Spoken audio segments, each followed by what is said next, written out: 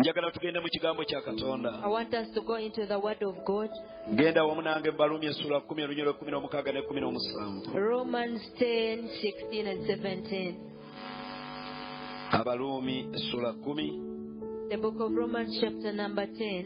olunyolo 16 okutuuka ku lunyolo 17. From verses 16 to 17. Hallelujah. Amen. Yesu mukwano gwange sirimuleka, akoze birungi lwakimuleka. Yesu mukwano gwange sirimuleka, akoze bulungi lwakimuleka. Yesu musumba wange sirimuleka, akoze bikulu sirimuleka. Yesu mukwano gwange sirimuleka, akoze bulungi sirimuleka. Yesu musumba wange sirimuleka, akoze bulungi sirimuleka. Yesu mukwano gwange sirimuleka, akoze bulungi sirimuleka. Olunyiriro olw'16. Verse 16. Naye tebaagondera njiri bonna, kubanga Isaaya ayogera nti, Mukama, ani eyakkiriza ekigambo kyaffe? But they have not all heeded the gospel, for Isaiah says, Lord, who has believed what he has heard. Verse number 17.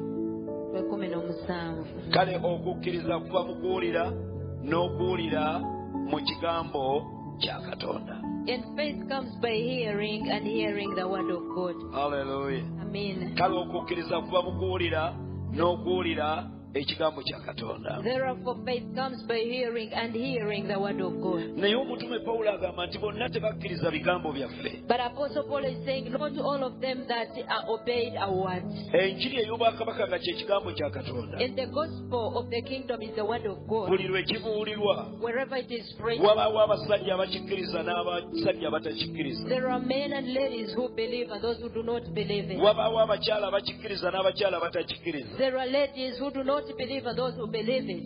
Naye ekigambo kya Katonda But the word of God, buli lwe kibuulirwa wherever it is preached n'okikkiriza. and you believe it, Haleluya. Amen. Wateekwa okubaawo Katonda kyakola kubanga Katonda atambulira mu kigambo kye. there must be something that the Lord is doing because He moves along with His word. Munzikirize ettuntu lino ery'olwaleero. Allow me this afternoon, Kunjukize nti abasajja ab'amaanyi n'abakyala ab'amaanyi I remind you that men who are powerful and strong ladies, bateekwa okuba nga bakkiriza ekigambo kya Katonda. they must believe the word of God. Bulijjo I mbagamba always tell you, Katonda kyakwogerako okuba ekyo ogenda okubeera. what God speaks about you, what you're going to become. Kati buli lw'okkiriza ekigambo kya Katonda Wherever you believe the word of God n'otambulira mu kigambo kya Katonda, and you move in the word of God, ekigambo kya Katonda kyokka kye kisobola okukola ekyamagero. it is only the word of God that can make a miracle. Mukama asobola okwogera ekigambo kye The Lord can speak His word n'olaba nga kizibu gy'oli, and you see it is so hard to you. n'olaba nga kikalubo gy'oli. You see it is very complicated for you. Naye bw'okkiriza ekigambo kya Katonda, But when you believe the word of God, ogenda okulaba nga Katonda akola ku nsonga zo. then you will see God working on your issues. Kubanga bwe twatandika topiki eno, Because when we were beginning this topic, nabagamba nti ku lubereberye waaliwo kigambo. I told you that in the beginning there was the Kigambo word. n'abawali The Katonda. word was with God. Kigambo n'aba Katonda. And the word was God. Kitegeeza ki? What does it mean? Ekigambo kya Katonda, Katonda yennyini. The word of God is God Himself. Bw'ayogera ekigambo kye When He speaks forth His word n'okigondera, and you obey, olaba omukisa. you see a blessing. Haleluya. Buli Hallelujah. kigambo kya Katonda lwe kijja, Every time the word of God comes, tekisobola kujja nga kyere. it does not come void. Bayibuli kyevudde eyogera That's why the Bible says, nti kale okukkiriza kuva mu kuwulira therefore faith comes by hearing n'okuwulira ekigambo kya and Katonda. hearing the word of God. Ebigambo bingi bye tuwulira mu nsi, Many words we hear in the world. amatu g'abaana ba Katonda gasika bingi, The ears of the children of God get much information. naye byonna tebisobola kuyamba muntu wo wa munda. But not all that can edify your inner man. Tebisobola kuyamba mwoyo gwo. They cannot help your spirit. Ekiyamba omwoyo gwo What can help your your spirit, ekiyamba obulamu bwo what can help your life, ekyo ekigambo kya Katonda. that is the word of God. Bw'agamba nti kola kino n'okikola, When He says do this and you obey, obulamu bwo tebusobola kusigala kye. your life can never remain the same. Bw'agamba nti saba n'osaba, When He tells you to pray and you do so, bw'agamba nti siiba n'osiiba, when He commands you to fast and you do obulamu bwo so, tebusobola kusigala kye. your life will never remain the same. Ebiseera ebimu ekitukaabya Sometimes why you cry, lwakuba nti ekigambo kya Katonda tekiri mu ffe. just because the word of God is not enough. Naye bwe kibeera mu ggwe, But when it is in you, n'okkiriza ekiri mu ggwe, you believe what is in you, n'okkiriza you ky'owulidde, believe what you have heard, ne Katonda avaayo n'atandika okukola. the Lord comes out and begins working. Nabadde ngamba bali mu saavisi esooka, I was telling the people in the first service, buli musajja na buli mukyala alimu ekigambo kya Katonda. every man, every lady has the word of God. Katonda alina kye yakwogerako, There is something God has spoken upon alina you. kye yayogera ku bulamu bwo. Something He has spoken upon your life. Ekyo kyetaaga kukkiriza. That one needs faith. Aleluya. Amen. Kyetaaga kwambala maanyi ga kukkiriza. Just need to be empowered and believe. N'omanya nti Mukama kino kye yayogera kijja kubaawo lwa kukkiriza. And you get to know what God spoke, it will happen by faith. Mu magezi ag'omuntu In carnal ng'olaba understanding, ng'ekitasoboka, you see it is impossible. naye mu magezi ag'eggulu But in the heavenly understanding, ng'okiraba kisoboka. it is very possible. Olw'okukkiriza waliwo by'osobola okuwanula ne biva mu ggulu ne bijja w'oli, By faith, there are things that you can upload and come into your life. naye ng'obijjisaayo kukkiriza. But you're getting them by faith. Omuntu akkiriza, Somebody with faith, Bayibuli esomesa, Bible ye teaching, muntu asanyusa Katonda. somebody that pleases God. Buli lw'obeera n'okukkiriza Every time you have faith, n'ogamba embeera gye ndimu and you say the situation I'm in, ejja kuvaawo, it will go away. gakiyitamu, I will go era through it. ogenda okulaba ng'embeera evuddewo. At the end of the day, the situation will go. Kiki ekijjawo embeera? What takes away situation? Okukkiriza okuli mu ggwe, The faith that is in you. okukkiriza okuli mu ggwe, The faith in your life. okwe kukuyamba. It helps you. Aleluya. Amen. Kyokula abantu bonna Yesu be yasinkananga, That's why some people we have never met. Yesu be yasinkananga, The people Jesus met, be yawonyanga abamu, when He used to heal some of them, yababuuzanga okkirizanga ekyo kisoboka? He could ask them, do you believe it is possible? Anoonya okukkiriza okuli mu ye, He was looking for the faith in them. kubanga okukkiriza okuli mu ggwe Because the faith in your kwe life kuggyawo embeera gy'oyitamu. takes away the situation Bw'ogamba prevailing. nti embeera sijja giyitamu, When you say, I will not be able to go era through, tojja giyitamu. till you will fail. Bw'ogamba sijja kubeera naggwano wa Mukama, When you say, I will not be a hero of the Lord, era tojja you kibeera. will not become. Ky'okkiriza What you nga believe, kiri mu kigambo kya and Katonda, it is the word of God. ekyo ekikusimatusa n'oyitawo otandiise. It will make you escape and you maneuver. Haleluya. Hallelujah. Ky'okkiriza What you believe, nga kiri mu kigambo kya and Katonda, it is in the word of God. ekyo kikuyisaawo obadde tosobola kweyisa. It will make you go through where you couldn't have been able. Kino kiwuliriza. Hear this also. Katonda akolera nnyo mu basajja n'abakyala abalina okukkiriza. God works so much among men and ladies with faith. Kubanga tajja kugamba okkirize nga tayogedde ky'ogenda kukkiriza. Because He will not tell you to believe when He has not told you what to believe. Katonda bwe wayogera ku kigambo eky'okukkiriza, Every time God speaks about faith, aba alina ky'ayogedde ky'olina okukkiriza. then it means He has spoken something that you have to believe.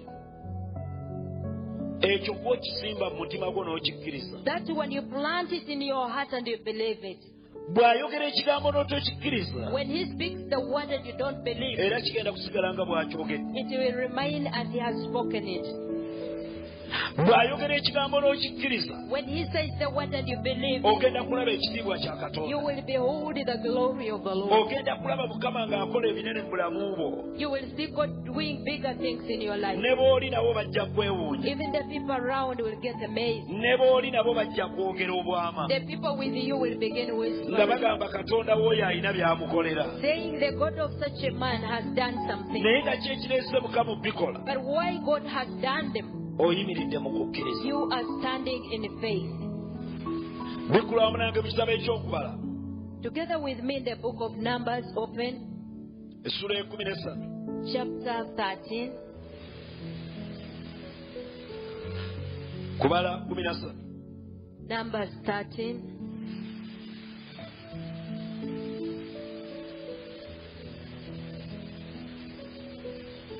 Okukkiriza kujja kuyamba. Faith is going to help you.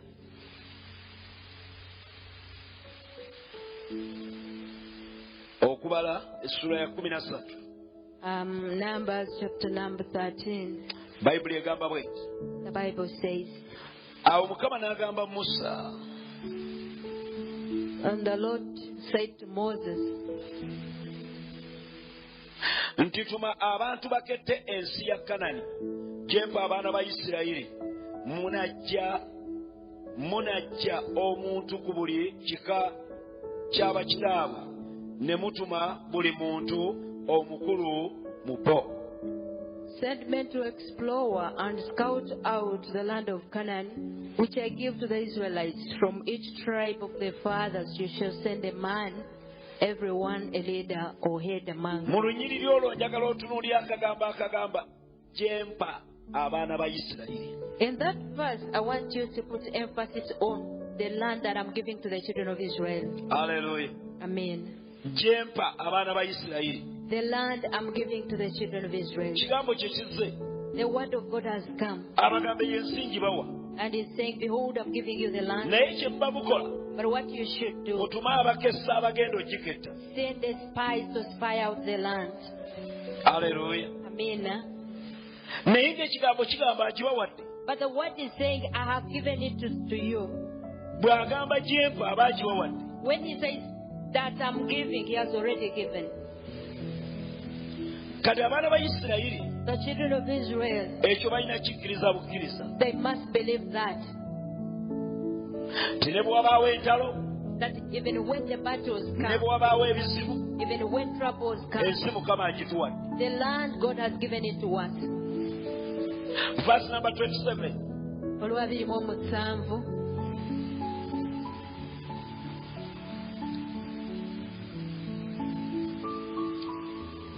Ne bamubuulira ne bagamba twatuuka mu nsi gye watutuma era mazima ekulukuta n'amata n'omubisi gw'enjuki era bino bye bibala byayo.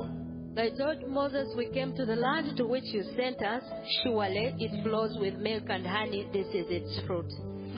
Verse number 28. 28. Naye abantu abatuula mu nsi b'amaanyi n'ebibuga biriko enkomera binene nnyo era nate twalabayo abaana ba Anaki. But the people who dwell there are strong, and the cities are fortified and very large. Moreover, there we saw the sons of Anak. Muwulira alipooti abasajja abo gye bawa? Do you hear the report they are bringing? Balabyeyo abantu ab'amaanyi. They have seen their powerful, strong. Naye olunyiri lwe twataatikiddemu But where we started from, yagambye ensingi bawadde. he said, I have given you the Naye land, basooke bagende bagikette. but let them go first and spy out. Kati bano bwe bakesse bawa lipooti bye balabyeyo. Now the spies are reporting what they Verse number 29. 29. Amaleki atuula mu nsi ey'obukiika obwa ddyo, n'Omukiti n'Omuyebuusi n'Omwamoli batuula ku nsozi, n'Omukanani atuula kumpi n'ennyanja era ku lubalama lwa Yorodaani. Amalek dwells in the land of the south. The Hittite, the Jebusite, and the Amorites dwell in the hill country, and the Canaanite dwells by the sea and along by the side of the Jordan. Verse number 30. Olwasatu. Kalebu n'asirisa abantu mu maaso ga Musa n'agamba nti twambuke mangu ago tugirye kubanga tuyinzizza ddala okugiwangula. Caleb quieted the people before Moses and said, let us go up at once and possess it. We are well able to conquer it. Baatuma 12. They sent 12 of them. Naye ye Kalebu ayawukanye ku balala. Nevertheless, Caleb is different from others. Kalebu ki ekimwawukanya ku balala? Why is he different from others? Yamanya Mukama yabagamba ensi agituwadde. He knew God told them that he has given the land to them. Kyova olaba ye takkirizanga abalala be bakkiriza. That's why he's not believing like all Abalala others. bawukanyeeko. Others are so different. Bawa lipooti. They're reporting Balaga abanene be basanzeeyo. and they're showing how the giants are in that land. Nga kye boogera ge mazima. What they're saying, it is the fact. Naye ekituufu kiri nti Katonda ensi agibawadde. But the truth is, God has delivered the land into their hands. Bano bonna be boogerako baaliyo. These, the people they are talking about, were there. era bano tubeebaza baaketta bulungi. And we thank them because they did their work so well. Byonna bye boogera byaliwo. Whatsoever they are saying was there. Naye newaakubadde byaliwo, Much as it was true, tebisinga kigambo kya Katonda. they are not more than the word of God. Teri mbeera ekujjira esinga ekigambo kya Katonda. There is no situation that attacks you that is greater than the word of God. Buli mbeera zonna ezitujjira, All situations that come our way, ekigambo kya Katonda kisinga obunene n'amaanyi. the word of God is still big and stronger than all that. Yesu bannaggwano gye bali mu nsi, Chituv, the giants are in that land, ate Mukama yabagamba nti bawadde. and the Lord told them, I have given the land to you. Abaana ba Isirayiri 10 ne bakomyawo lipooti, The children of Israel, 10 of them came back with a report, ne bagamba bannaggwano be baliyo, saying the giants dwell in that land. ab'amaanyi be baliyo, The strong ones are there, abanene be baliyo. and the giants also are there. Babatidde. They are scared and terrified. Naye ye Mukama ekyo tekimunyeenya. But that one does not move or shake God. Wadde abanene be baliyo, Much as the giants are there, yategeera nti gye bali. he knew already that they were there. Naye ekigambo kye kigamba kitya? And his word is saying what? Ensi gibawadde. I have given the land to you. Kitegeeza kyayogera kiyita ku ky'abanene. Meaning what he is saying surpasses the giants. Njagala kubategeeza bannyabo ne bassebo. I want to inform us, ladies and gentlemen, Katonda bw'ayogera ekigambo kye, when God speaks his word, okkiriza kikkirize. you just believe it. Waliwo embeera gy'okkiririzaamu ng'olaba nzibu nnyo. There is a situation where you believe and it is so hard. N'ogamba naye pasita kino nga kinene. And you're like, Pastor, this is so huge. Si kinene kusinga kigambo kya It Katonda. is not bigger than the word of God. Ekigambo kya Katonda The word of God kinene okusinga byonna by'olaba. is bigger, greater than all your sins. Kinene okusinga abalabe babagolokerako. It is bigger than the enemies that rise against you. Kyavudde atugamba mu kyamateeka essula 28:7 Deuteronomy 28:7, that's why he says, nti abalabe bo bagenda kujjira mu kkubo limu, your enemies will come in one naye way, bagenda kuddukira mu makubo but musanvu. they will be scattered in 7 ways. Lwaki baddukira mu makubo musanvu? Why are they running in 7 ways? Kubanga Katonda tagenda paganya olw'ekigambo kye. Because the Lord will not permit them because of his word. Kakati bano batidde. Now these ones are terrified. Balabye obunene bw'abalabe baabwe. They have seen how giant the enemies are. Naye wulya Mukama bw'agamba. But hear how the Lord is saying. Yabagambye mu Lunyiri 13 olunya olusooka nti ensingi bawadde. He said in verses 13, verses 1, that I've given the land to you. Naye ky'abawadde kirimu entalo. But what he has given them has battles. Kyetaaga basajja na bakyala bakukkiriza. It needs men and ladies of faith. Waliwo ebintu ebimu Katonda by'akuwa ng'entalo zijja kubeerawo. There are things God gives to you and battles, wars must happen. Naye nga kikwetaagisa kukkiriza osobole okuyingiramu eyo Mukama by'akuwadde. But you just need to believe so that you're able to enter into what God has given. Bayibuli esomesa. Bible teaches Caleb, bwe yawulira nga boogera ekiruyi n'ekimukwata, when he heard them speaking, he was so furious. n'agamba bano tebamanyi kigambo kya Katonda. And he was like, these people do not know the word of God. Mukama bw'aba ayogedde nti ensangi tuwadde, If God has said he has given us the land, ani ayinza otulemesa? who can resist Ye us? Katonda yayogera mu Isaaya essuula emu olunyolo It is 19. the Lord who said in Isaiah 1:19, Yeremiya si Isaaya. Mu Jeremiah, Yeremiya emu 19 Jeremiah 1:19. yagamba banaalwananga naawe naye tebagenda kukuwangula kubanga nze ndi wamu nawe bw'ayogera Mukama. He said that they will fight against you, but they will never overcome because I am with you, says the Lord. Kalebu yamanya Caleb knew, wadde ensi gye bakese though the land they have spied, erimu abasajja ab'amaanyi abanene, it has a great and giant. naye n'amanya nti Katonda gwe balina munene okusinga ab'amaanyi abali mu nsi. But he knew that the God they have is much more greater than all the giants in the world. Pawulo kye kigambo kye yayogera. That's why Paul says Yagamba Mukama w'abeera ku luyi lwaffe, that if the Lord is on our side, ate omulabe waffe y'ani? who can be against Si us? lwakuba nti abalabe Not tebabeerawo, because our enemies are not there. si lwakuba nti ebikutulugunya Not tebibeerawo. because the things disturbing are not there. Naye Pawulo yategeera But Paul got to nti know Katonda bw'abeera ku luyi lwo, that if only God is on our side, abakulwanyisa ne banaalwana bamala biseera. those fighting against you will just be wasting time. Ebigoberera ne bwe binaagoberera bimala biseera. Things pursuing you will just be wasting their time. Ebikulumba ne bwe binaakulumba bimala biseera. The things that are attacking you will be wasting time. Kalebu kyava asirisa abantu That's why Caleb quieted all of them. n'abagamba musirike. And he said them quiet. N'atandika okwogera eri Musa. And he started speaking to Moses. N'agamba ensi Mukama gye yayogera. I said, the land that the Lord talked about, Tulina amaanyi agasobolera ddala okugirya. we are more able to possess it. Tusobolera ddala ogiwangula. We can so much take it. Tusobolera ddala ogitwala. We are much more able to possess that land. Tulabye olunyiriri olwo. We have seen that verse. Nga tulaba lwaki Kalebu ayogera ebigambo ebinene ennyo. Seeing why Caleb is speaking in such a Lwaki way. ayogera ebigambo ebitafaanana bya banne. Why is he different from all others? Olunyolo mu ssula y'ekkumi n'ennya olunyolo 24. In chapter 14 from verses 24, Kubala 14:24. Numbers 14:24. Wulira Bayibuli bw'egambye. Hear how the Bible says. Kijja kuyamba okutegeera Kalebu yali. Katutandikire ku 22. Let us begin from verses 22. Olw'abirimu we tubatandikira. We begin from there. Agambye kubanga abasajja abo bonna abaalaba ekitiibwa kyange n'obubonero bwange bwe nakola mu Misiri ne mu ddungu naye ne bankema emirundi gino gyonna 10 ne batawulira ddoboozi lyange.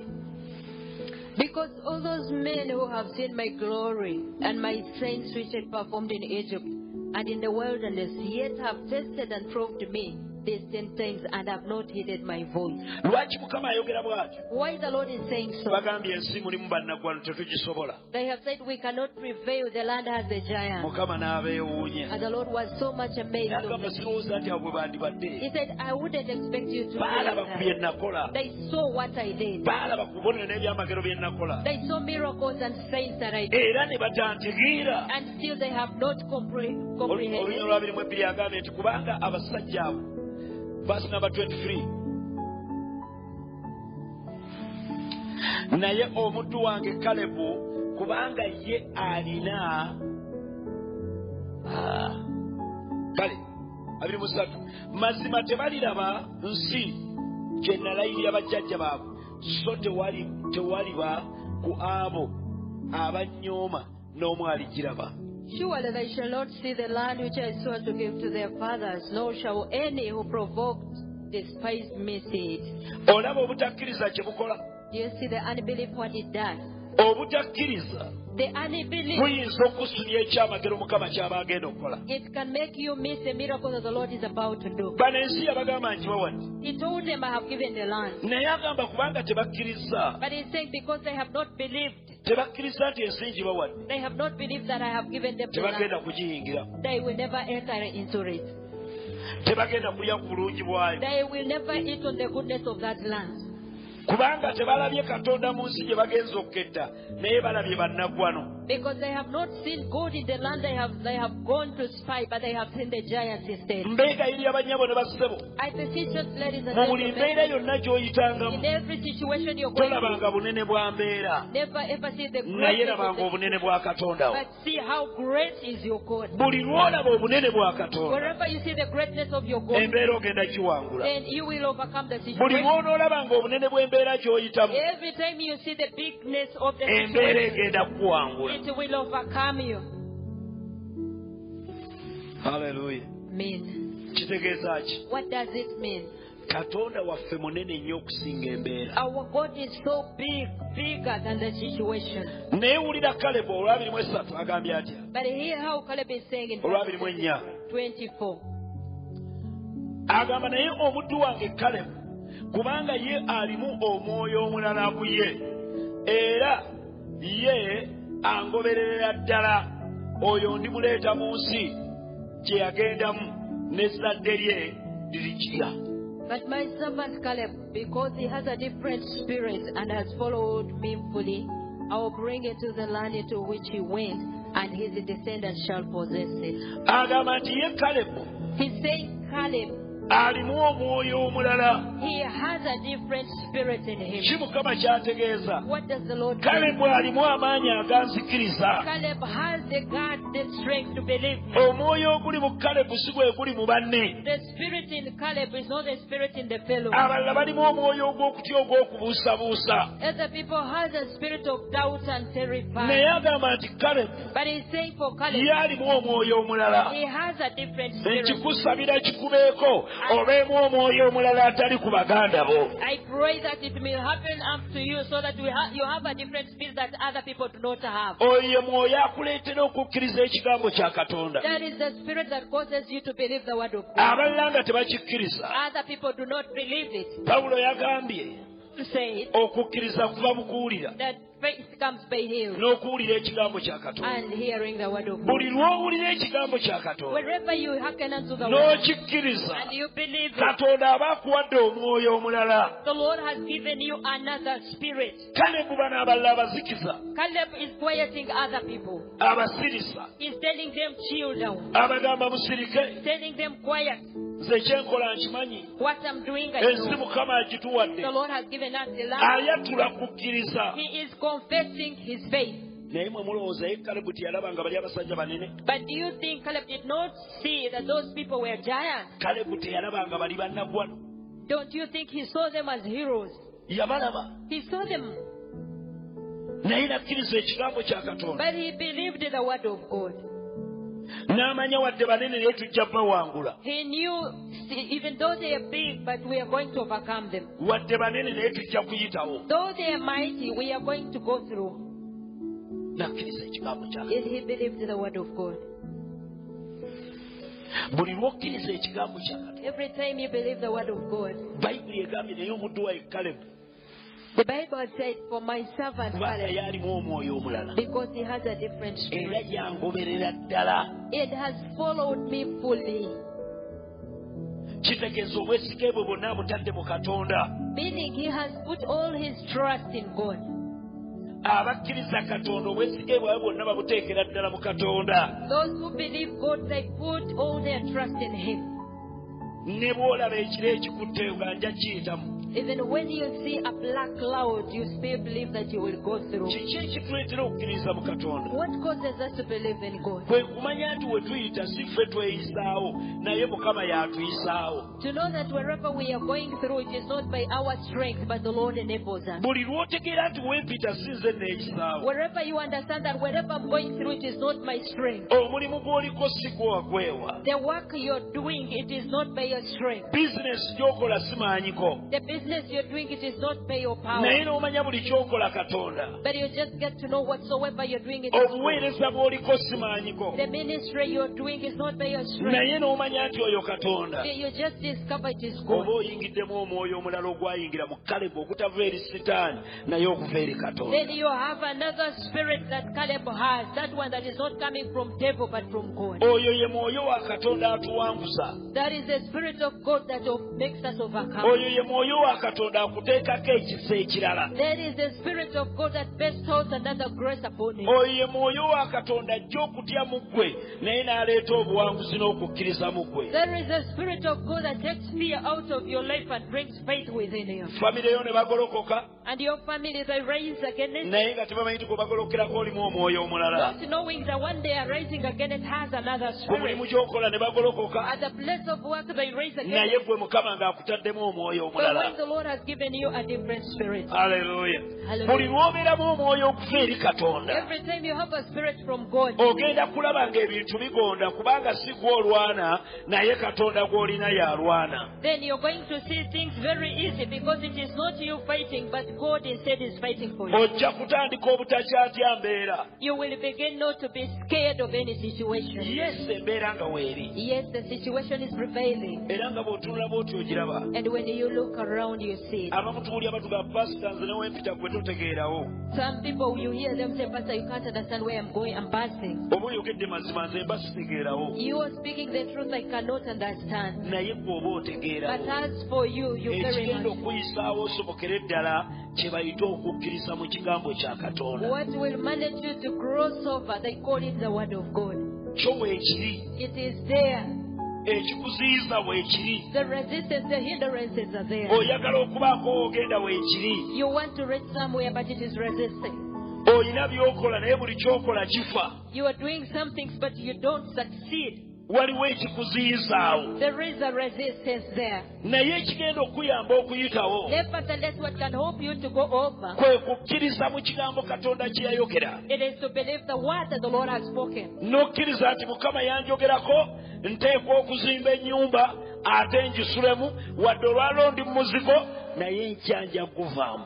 Do you believe that the Lord said, I must build a house and reside in it? Today I'm renting, but tomorrow I must be out of it. Bannaggwano ng'obalaba weebali. You see the giants are there, Sente ng'oziraba ziringa ezigaanye. and as if the money is scarce. Naye nga gw'ogamba nja kuyitawo. But you're saying, I will still go through. Kubanga Mukama yakinjogerako. Oh, the Lord has spoken upon me. Buli Katonda kye yakwogerako Whatsoever the Lord spoke upon your life, kigenda kubeerawo. it will must happen. Tewali asobola kikyusa. Nobody can change that. Kubanga ekigambo kya Katonda bwe kijja tekijja nga kyereere. For the word of God, when it comes, it does not come void. Bw'okyesibako When you cling, tell yourself, n'okinywereramu and you come strong, n'okinyweza and you get it right. olwalwo obudde bulabika ng'obw'ekiro Today it is like night, naye olw'ekigambo kya Katonda enkya bunaabeera obw'emisana. but by the word of God, tomorrow it will be dead. Kye yayogera mu Zabbuli 34 What he says in Psalm 34, n'agamba nti bonna bwe baamutunuulira amaaso gaabwe ne galaba omusana. they all looked at him and their eyes saw light. Bonna bwe baamutunuulira When they looked at him, abalina okukkiriza those who have bwe faith, batunuulira Kristo Yesu when they look at Christ Jesus, amaaso gaabwe galaba musana. their eyes behold Wadde light. walinga awaliwo enzikiza My child, it's like naye that. amaaso gaabwe bagabuusa ku nzikiza ne balaba omusana nga ye Kristo Yesu. But their eyes go beyond darkness and they see the light who is Christ Jesus. Njagala kuzzaamu amaanyi olunaku olwaleero. I just want to encourage you today Okukkiriza bwe kuyingira mu gwe that when faith comes in your life, okutya kugenda kufuluma. then fear will automatically Okutya bwe go. kufuluma When fear gets out, ebyamagero bigenda kujja. miracles will come. Kubanga okukkiriza Because kwe faith, kuwanula ebintu okuva eri Katonda bijje gye tuli. it brings things from the Lord to us. Teri kyogenda kufuna wa Mukama lwa kutya. There is nothing you'll ever get from the Lord by fear. Tekiriyo. It isn't there. Naye buli kyogenda okufuna okuva eri Katonda Whatsoever you will get from the Lord, ogenda kifuna lwa kukkiriza. you'll just get it by faith. Buli ddaala ly'ogenda okulinnyako Every level you're going to get on, ogenda ddirinnyako lwa kukkiriza. you will mount on it by faith. Kikkale ku kyatuyigiriza What is Caleb teaching? ne bw'olaba ng'ebintu bitabuse. Even when you see things are not good, Katonda ekigambo kye kisigala kikyali kiramu. still the word of God keeps alive. Ate n'ekigambo kya Katonda kye kitereeza ebitabuse. And it is the word of God that puts everything right. Ekyo Bayibuli ekyongerako ku lubereberye. The Bible talks about it in the beginning. Ensi yonna yali etabuse. The whole world was formless. Haleluya. Amen. Nga togitegeera nagitegeera. And he could not understand it. Naye Mukama n'ayogera ekigambo. But the Lord spoke the word. N'agamba wabeerewo And obutangaavu. said, let there be light. Wabeerewo ennyanja. Let there be Amazzi gadde mu bifo byago. let the waters go. Wabeerewo olukalu. Let there be the Wabeerewo light. ebyaka mu bbanga. Let there be light in the Ensi yali sky. etabuse n'etereera lwa kigambo. The land, the word that was void, it became clear because of the word. Naawe njagala kutegeeza olunaku olwaleero. Just want to tell you even today, Ebyo byonna ebibadde bitabuse whatsoever you see is bigenda kutereera olw'ekigambo kya it Katonda. is going to be right just by the word of God. Si nsonga wa w'oyita. No matter where you're going through, Byonna bijja kutereera lwa kigambo kya Katonda. all will settle just because by the word of God. Ekigambo kya Katonda bwe kijja When the word of God comes, kiba kimaliridde okukola omulimu gwakyo. so determined to do its work, Ebiseera ebisinga obungi ffe tukiziyiza. most of the times it is us that resist it. Haleluya. Amen. Ebiseera ebisinga obungi Most of the times, ekigambo kya Katonda kyagala okukola naye gwe n'okiziyiza. the word of God wants to work, but you resist it. Naye abasajja n'abakyala ab'okukkiriza omwaka guno But men and ladies of faith this year, gunaagenda okuggwako. by the time we get over it, Ojja kuba olabye obulungi bwa you will have seen the goodness wajja of God. kubaawo Katonda ky'akoze. There will be something that the Lord Wajja has. kubaawo ekisa Mukama ky'akuyimusa ky'akutwalamu. There will be the grace where the Lord is taking you. Bayibuli esomesa nti Kalebu Mukama n'amwogerako nti kubanga oyo alimu omwoyo omulala. The Bible teaches that God spoke about Caleb that he has another spirit. Angobererera ddala. He follows me fully. Oyo ensi ngimuwadde ne famire ye. I have given him the land together with his family. Abalala ensi Mukama agibaggyeko. The Lord has taken the land out from naye others. olw'okukkiriza But because of faith, Kalebu n'ategeera obunene bwa Katonda. Caleb knew the greatness of Kalebu God. n'ategeera amaanyi ga Mukama. He got to know the power of Mukama God. amugamba ensi And the ngikuwadde. Lord is saying, I have given you the land. Tosobola kukkiriza gw'otategeera. You can never believe the one you don't understand. Katonda omala mutegeera. You have to get to comprehend God first. Ne bw'aba anaakola ekyamagero omala mutegeera. Even when He's to work a miracle, you have to get to know Him first. Bw'omutegeera When you get to understand n'omanya ye Katonda wange, and you get to know He is my God, ogenda kulaba ng'olina amaanyi mangi. then you will find you are so strong. Ogenda kulaba ng'ekitiibwa kya Katonda kikwegattako buli lunaku olukya. Then you will behold the glory of the Lord joins you every day that comes. Ogenda kulaba enzigi ezikweggulira buli lunaku kasita otegeera Katonda, kitegeeza oba otegedde ekigambo kye. Then it means you will see doors opening every day, meaning then you have understood the word of God. Kyova olaba n'abamusinza That's why those who worship Him, bamala kumutegeera. they get to know Him first. Bw'otomutegeera Failure to understand ne Him, bwe kuba kumusinza tosobola kumusinza. even in worship, you can never. Abalala basinza gw'otunula Others worship as you look on. ate ng'oli mutuufu tewali akunenya, tomutegeera. And you're right because you don't understand Him. Naye n'omutegeera But when you understand Him, n'omukkiriza you believe Him. ne bwe kuba kumusinza ojjayo amaanyi go gonna kubanga osinza gw'omanyi. Even when it is to worship Him, you bring all your strength because you know Him. Abasajja bonna abali mu Bayibuli n'abakyala bonna abali mu Bayibuli newankubadde abali mu ggulu bamusinza kubanga bamutegeera. All men and women in heaven and wherever they worship Him because they understand Him. N'ekigambo kya Katonda Likewise, the word of God. tekisobola kubeera kiramu okuggyako ng'omutegedde nga Kalebu bwe yamutegeera n'oba n'omwoyo omulala asukkuluma ku baganda bo ne Katonda agenda kusukkulumya ku bo ng'oli nabo. The word of God can never be active unless you have another spirit like Caleb had, and you go beyond in understanding God more than any other person. Oba abali mu ggulu bamutegeera If those in heaven comprehend Him n'ekigambo kye ne bakitegeera, and they understand His word, naffe abali mu nsi Mukama atuyambe azibule amaaso tumutegeere tutegeere n'ekigambo kye. we also on earth, may the Lord help us and open our eyes, understand Him and His word. Buli kyalina kyonna tujja kimuggyako. Whatsoever He has, we are going to get it. Laba ekitabo eky'okubikkulu essula 5. The book of Revelation chapter 5. Mukama atuyambe atubikkule amaaso May the Lord help us and open up our eyes tumutegeere. to get to know Him. Kye kitabo ekisembayo mu Bayibuli. The last book in the Bible, Eggulu limutegeera. the heaven understands God. Naawe olina omutegeera. You also must get to know Him. Laba Yokaana bw'ayogera. Behold how John says, Ne ndaba mu mukono ogwa ddyo ogw'oyo eyali atudde ku ntebe ekitabo ekiwandiikiddwa munda ne kungulu ekisibiddwa ennyo obubonero omusanvu. and I saw lying on the open hand of Him who was seated on the throne a scroll written within and on the back closed and sealed with 7 seals. Verse number 2. Olwokubiri. Ne ndaba malayika ow'amaanyi ng'abuulira n'eddoboozi ddene nti ani asaanidde okwanjuluza ekitabo n'okubembula obubonero bwakyo omusanvu. And I saw a strong angel announcing in a loud voice, who is worthy to open the scroll, and who is entitled and deserves and is morally fit to break its seals. Verse number 3. Olwokusatu. Verse number 3.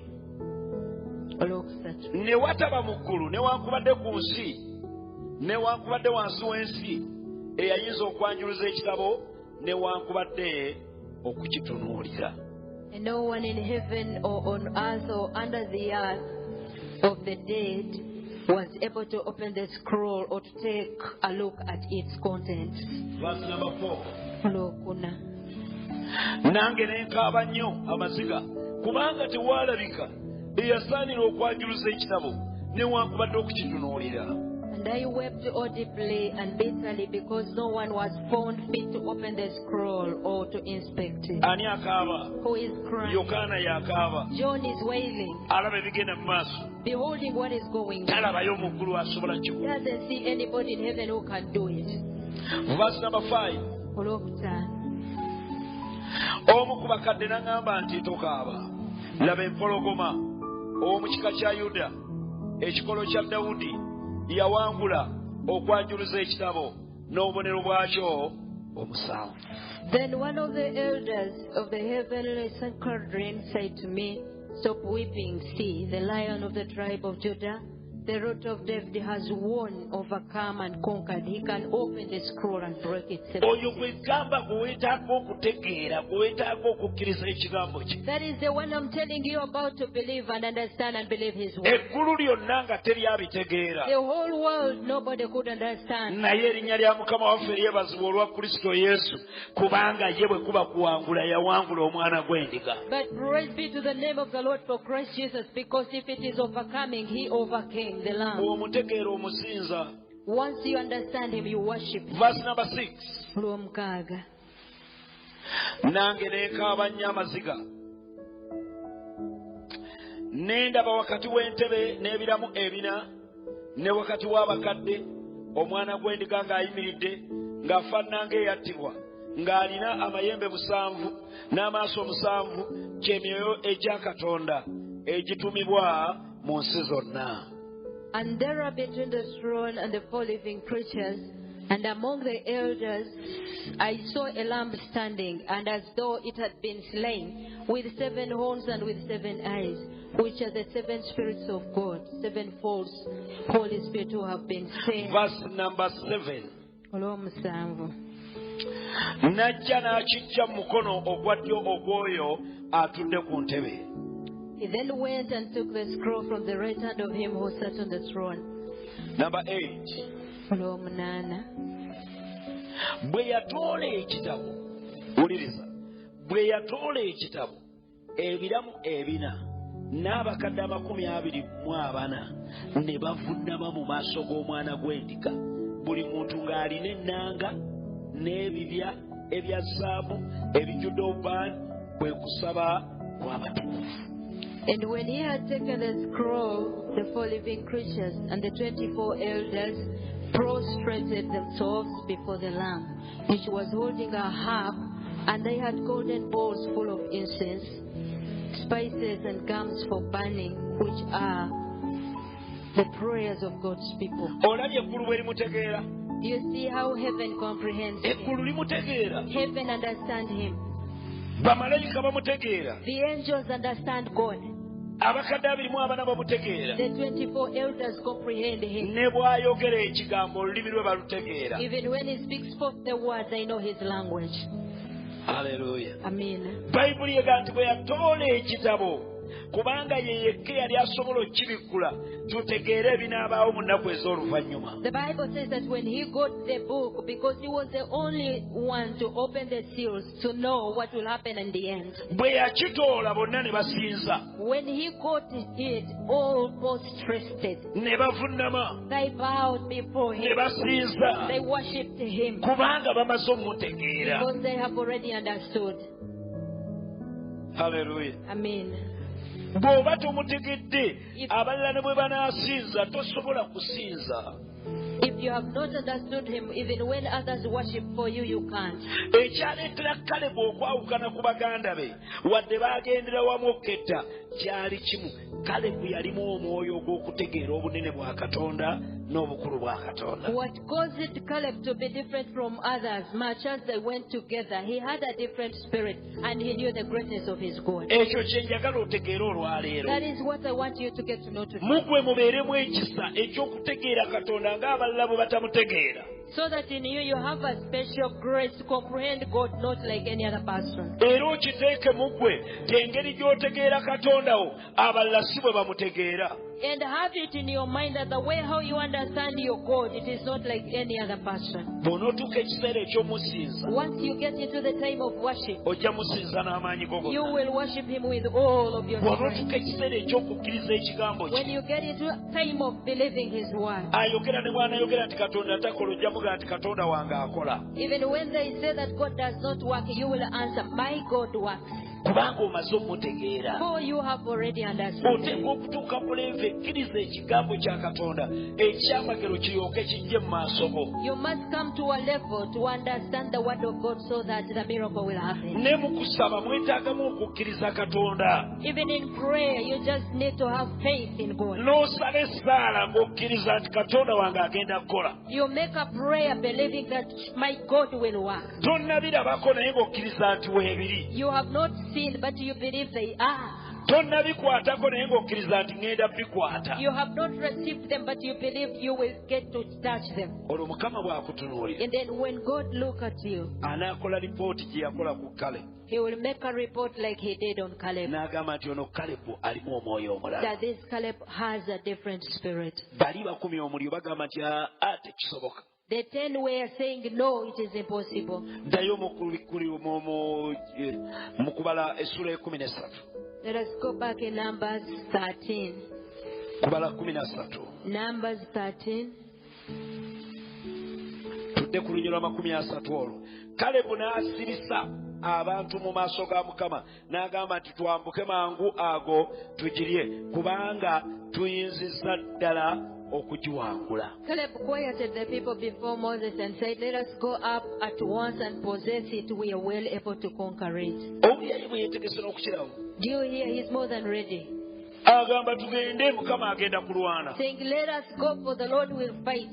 Naye nga bali abalala beekwese. But the others were in hiding. Olunyirwa 31. 31. Naye abantu abayambuka wamu naye ne bagamba tetuyinza kwambuka kubanga abo tetuyinza kwambuka ku bantu abo kubanga batukiza amaanyi. But these fellow scouts said, we are not able to go up against the people, for they are stronger than we are. Bo bakigaanye. They have refused. Naye nga mu lunyiriri Mukama yabagambye ensi ngibawadde. But the other verse, God told them, I've given the land to you. Naye kati bano bagamba nti ebyo Kalebu bwe yayogera temuli. But they are saying, what Caleb is saying is nothing. Na kino kiwulire. Listen to this. Abantu ab'okukkiriza balemerako. People of faith, they persist and insist. Embeera ne bwetabuka balemerako. Even when the situation goes worse, they insist and persist. Obulaba bw'ogenda mu kitabo kya Makko. That's why when you go in Mark, essula 10 bikulawo tulabe katono. chapter Enda number kumaliriza. 10. Mark essula 10. Mark chapter 10. Abantu ab'okukkiriza balemerako tebamala gawanika. The people of faith don't just give up anyhow. Babaamu ekintu ekirala. They have another thing in them. Babaamu omwoyo omulala. They have another spirit in them. Makko essula 10. Chapter 10, Mark, Genda kanyiri ya 45 bwe kaba weekali. verse 45, if it is there. Balemerako.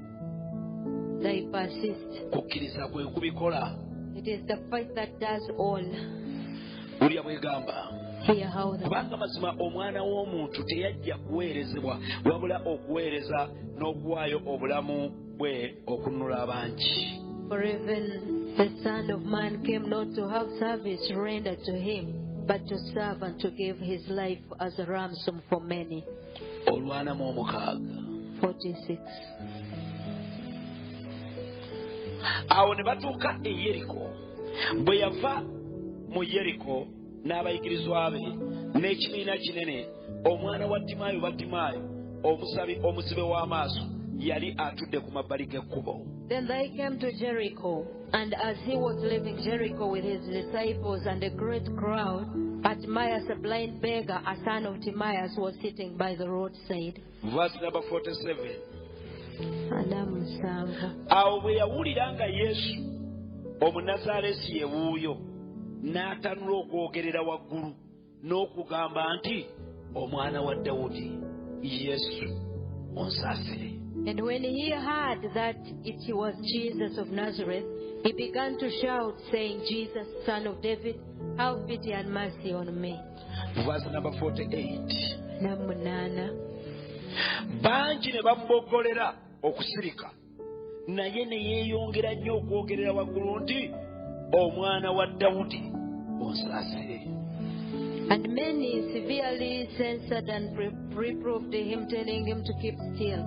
But he kept on shouting out all the more, you Son of David, have pity and mercy on me. Verse 49. Namwenda. awo Yesu n'ayimirira n'agamba nti mumuyite. Ne bamuyita omuzibe w'amaaso ne bamugamba nti guma omwoyo golokoka akuyita. And Jesus stopped and said, call him. And they called the blind man, telling him, take courage, get up, he's calling you. Verse number 50. Gatano. Naye n'asuula olugoye lwe n'asituka n'ajja eri Yesu. And he, throwing off his outer garment, he lifted up and came to Jesus. 51. Tano mulumu. Yesu n'amuddamu n'amugamba nti oyagala nkukole ntya? Omuzibe w'amaaso n'amugamba nti Laboni, njagala nzibule. And Jesus said to him, what do you want me to do for you? And the blind man said to him, Master, let me receive my sight. 52. Tano mubiri. Awo Yesu n'amugamba nti genda, okukkiriza kukuwonyeza.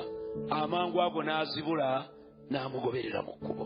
And Jesus said to him, go your way, your faith has healed you. And at once he received his sight and accompanied Jesus on the road. Tamugambye nti okukkiriza kwa taata wo oba okwa maama wo. He did not say the faith of your father or your mother.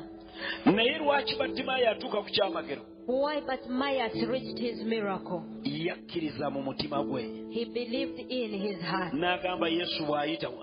And he said, if only Jesus passes by, wateekwa okubaawo ekyamagero kye. there must be my miracle. Ne bamusirisa.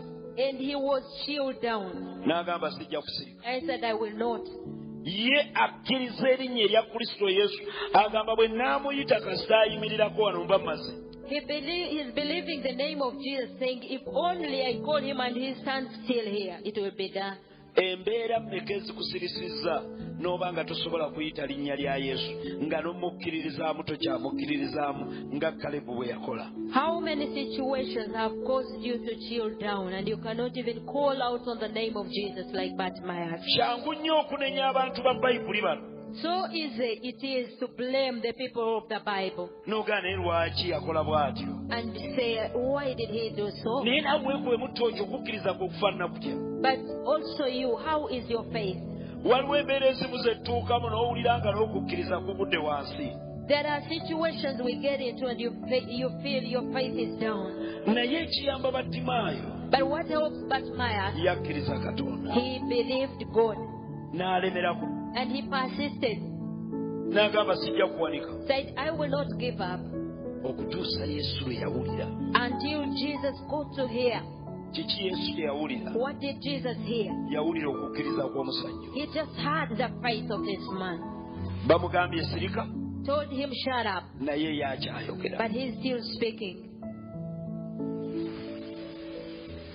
N'agamba oyo neetaaga kumuyamba. I said, I just need to help such a person. Mpuliriza ekkanisa. Listen to me, church. Ekireetera Yesu okuyimirira we tuli atuyambe. What causes Jesus to stand still where we and help us? Kwe kukkiriza kw'olina mu ye. It is the faith that you have in him. Tosobola kukkiriza gw'otategeera. You can never believe the one you don't understand. Omala mutegeera n'abeera mukama w'obulamu bwo. Olwo okukkiriza ne kulyoka kuyingira mu gwe ty'asobola okulwana buli lutalo. You first believe to be the master of your life, and then faith will come into you, believing that he can fight every battle. Nsaba Katonda wiiki empya gy'oyingidde. I pray the new week you have entered. Katonda akuwa omwoyo omulala okumukkiriza okusinga bagandawo. May the Lord give you another spirit to believe him more than the brother. Akuwa omwoyo omulala okumukkiriza agenda okuleeta ekyamagero mu maka go. A different spirit that will believe him and bring a miracle in your home. Yesu agamba Battimaayo. Jesus is telling Bartimaeus, N'amugamba nti genda okukkiriza kukuwonyeza. told him that go, your faith has made you well. Ozze mu nnyumba ya Mukama. Have you come in the house of the Lord? Olina ekyetaago. You have a need. Ekigenda okukola ku kyetaago kyo What is to work on your needs? kwe kukkiriza okuli mu ggwe. It is the faith in you. Ng'okkiriza ntambudde olugendo ovudde gye nvudde. Believing I have moved a long journey, Naye ke ntuuse wano Kristo agenda kukola mu nsonga yange. but once I'm here, the Lord will work on my issue. Ogenda kuddayo nga Mukama ensonga yagikozeemu. Surely you will go back when the Lord has worked on your issue. Onoogenda okukomawo ku Sande. By the time you return on Sunday, Ojja kujja ng'olina obujulizi obulamu. you will come with a living testimony, Ng'ogamba nti ekigambo kya Katonda kiramu embeera yange Mukama yagikozeeko. saying that the word of the Lord is alive, God has worked on my situation. Ekireeta ekyo bakiyita kukkiriza. What brings that is called faith. Battimaayo teri yamuteekako mukono. Nobody laid a hand on Bartimaeus, Naye okukkiriza but faith kwaleeta Yesu. brought Jesus.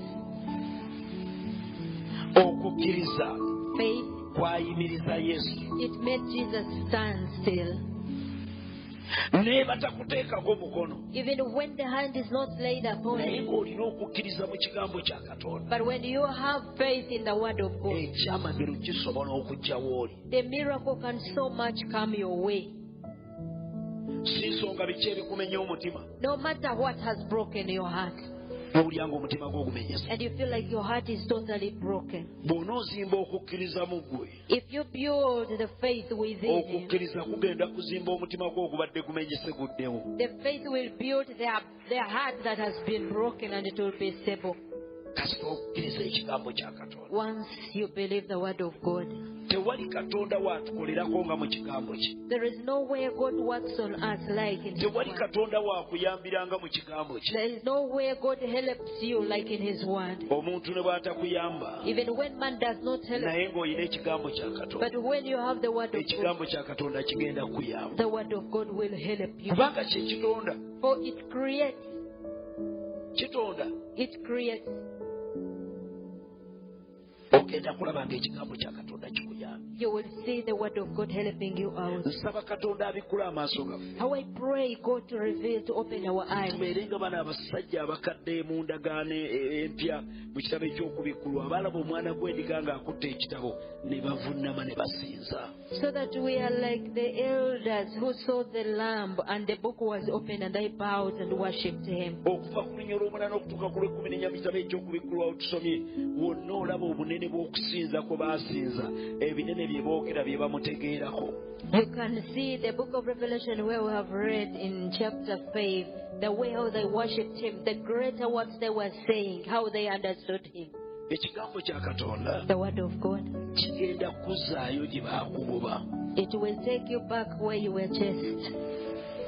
Si nsonga wadde baakuwa n'ebbaluwa No matter you were given a letter, oba ku mulimu ne bagamba nti wano tugobye. or maybe at the place of work they said we have sacked you off.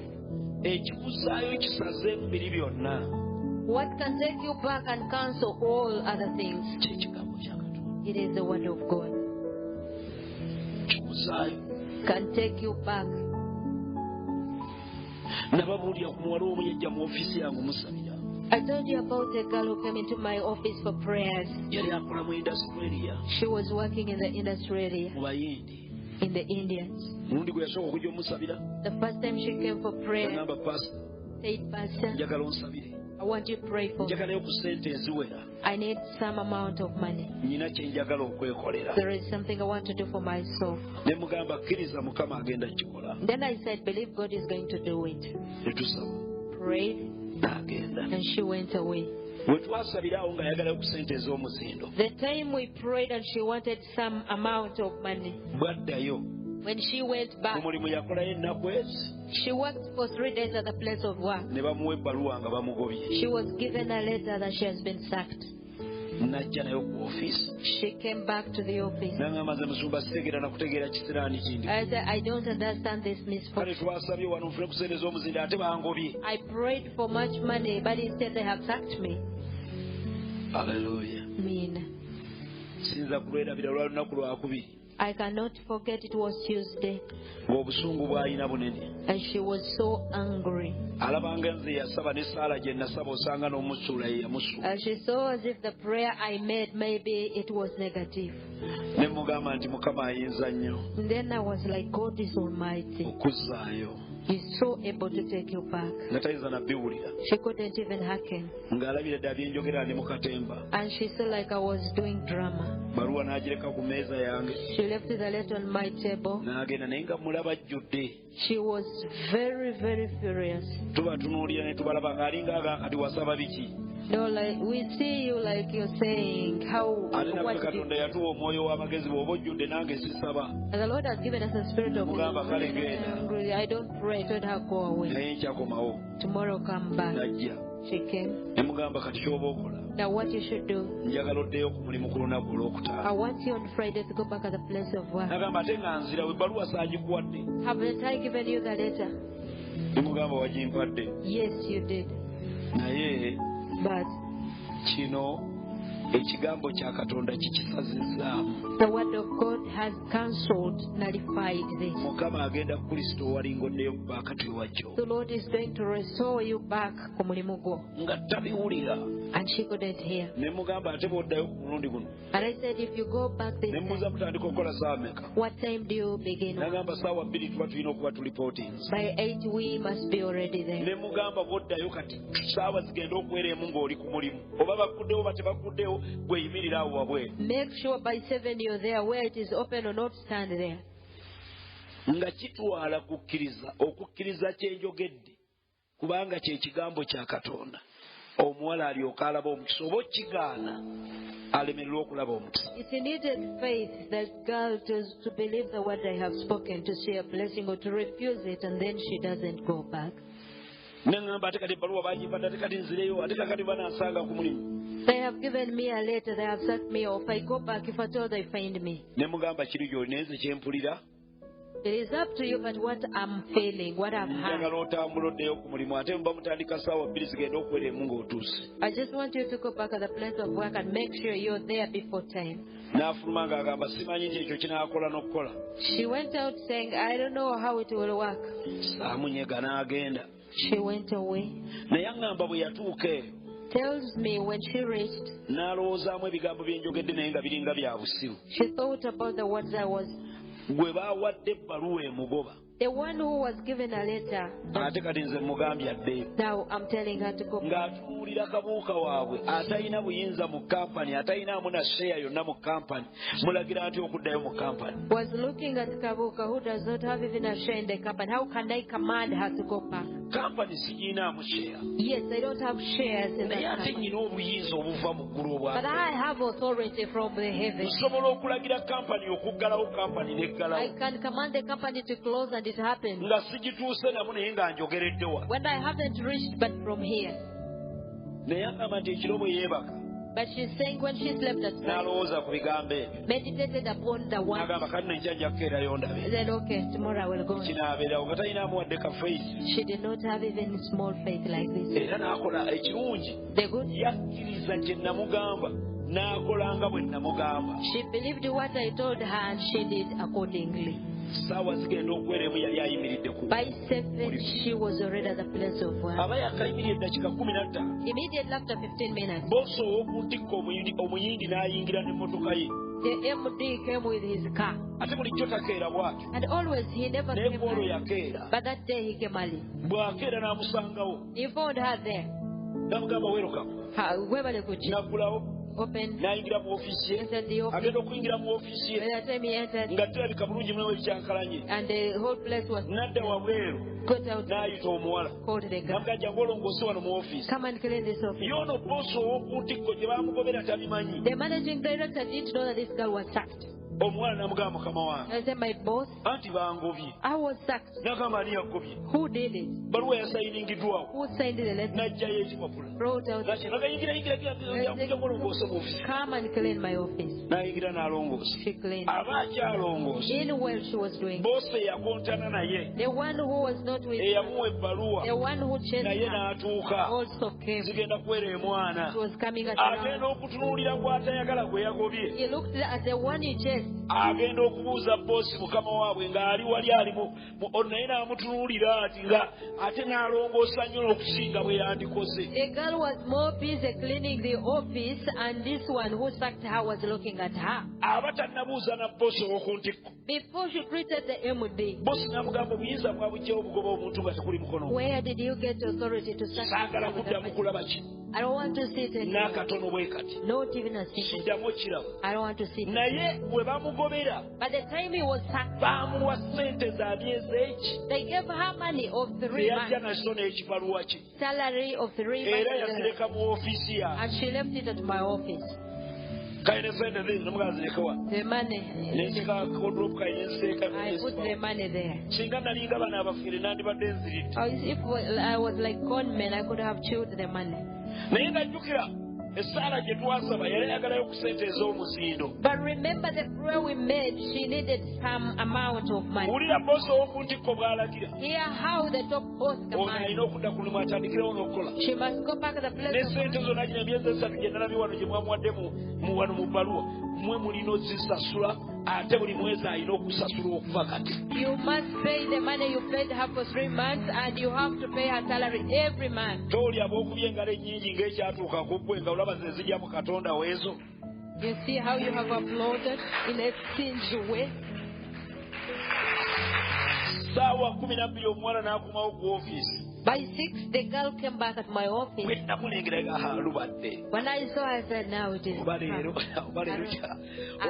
agenda kudwadwalika n'atya oba yagenzeeyo oba teyagenze kale y'amanyi. I don't know what she's going to tell Nange me. ne nsiba ennyama ne mulinda. And then I waited for her. Yanduka n'amusoma Mukama yeebazibwe. Praise the Lord, Pastor. Onze yeebazibwe Omunnazaaleesi. Amen. Katonda akola ebinene. God does mighty things. Ne ŋŋamba olulimi nga lukyuse. Hear the language. Katonda ajja kukyusa olulimi lwo olw'ekigambo kyo olubadde olukaawu n'okutereera luteere. Will change your language, and you will have to say things that in a different way. Ne mugamba ki? Naŋŋamba nakoledde ddala nga bwe waŋŋambye. I did exactly the way you told me. Ne badde naakabeerawo mu ddakiika nga 2 boosi ow'oku ntiko n'ajja. And immediately after some minutes, the boss came. Nannyaniza n'ayingira woofiisi ye. Entered the office. Yasanze waliyo ebikyakalanye ebirina okutereezebwa ate nga sinze kiriina wa woofiisi ye. And the office was in a mess, and I'm not a clean of his office. Naye n'ampita wabeewo byentereeza. And he called me, and I put it right. Nange ne mugamba ngobye ne muwa ekipapula. Told him I've been sacked. Boosi n'atabuka. And he was N'agamba so tandikirawo okukola bino sibimanyi. in working. I don't know this. Mu ddakiika nga 45 awo boosi eyangoba n'ayingira. And in 40 minutes, 45, they Yansanze ndi mu kulongoosa. found me cleaning up. N'atunuulira nange ne mutunuulira. Looked at me, I looked Boosi at him. n'amulumbirawo. The boss attacked him. N'amugamba mugoba mutya omukozi mu kampani nga sitaddeko omukono ku Can kalulu. you sack a work in the company without my Temuddamu okikola. Never do it Ne again. sente ez'emyezi 3 ze mwamuwadde mwe mugenda ozisasula. Man of the 3 months you have paid, you're going to pay it. Era ate na buli mwezi gwonna alina okufuna. Every month she should get her salary. N'agamba Katonda akola ebinene pasita. God does great things, Ne Pastor. mugamba ye bulijjo bw'atyo bw'akola. That's how he always does. Neesekamu ne mubuuza kati sente ze bakuwadde ze wandikira mu ofiisi ozaagala oba tozaagala. Do you need the money or you don't need it? Leero pasita gw'omanyi bane simanyi na byakwogera bimpitiriddeko. I don't know. It is you who knows. I don't know what to say. Ne mugamba wajje wano okusaba. You came here for praise. Twasaba. We pray. Ng'oyagalayo sente ez'omuzindo eziwera olina ky'oyagala okukola ez'awamu. You needed some good money. You wanted to do Ne something. mugamba naye mutawaana abaana b'abantu bwe mulina. But the trouble that children of men Bwe have, musaba Katonda mwagala omuwa enkola gy'anaaleetamu ky'oyagala. when you pray to God, you want to give him a tactic how to bring that. Ne mugamba naye nze bwe nsaba Mukama simuwa nkola kyenjagala kiri kimu kyensabye kuntuukako oba akireesa atya ebyo bibye eyo purosesi ye. When I pray, I don't show God how to bring it. It is his way to do it, how he Ne wants. nsumulula odrop I opened my ne envelope. nzijayo sente za myezi 3 I brought the money ne for. nzimukwasa I gave ne it to mugamba her. genda okole kye wali oyagala Mukama akuwadde busente obuwera genda okole kye wali oyagala. Go do what you wanted. God has given you some good money. Omuwala n'afuluma nga musanyufu nnyo. This time she went out very happy. Naye kiki ekyakola ekyo? But what did that? Yakkiriza ekigambo kye nayogera. She believed the word. Akamwa that kaffe I kaba kamwa ka spoke. Katonda. You know our mouth is the mouth Namugamba of God. keera ku makya oddeyo ku mulimu. Early in the morning, God Naye blessed nga her. yalaba katemba awedde And obiri. she just saw drama. Kalebu kye kyamuwanguza baganda be Katonda yamuteekamu omwoyo omulala. God imparted another spirit in Caleb. That's why he overcame. Bw'okkiriza ekigambo kya Katonda When you believe God's word, ojja kuyita w'obadde tosobola kuyita. you will go where you couldn't have been able. Kati mmanyi abamu ebibuuzo ebisigadde mu mutima gwammwe. Now, I know the question some of you Bwe have. mubadde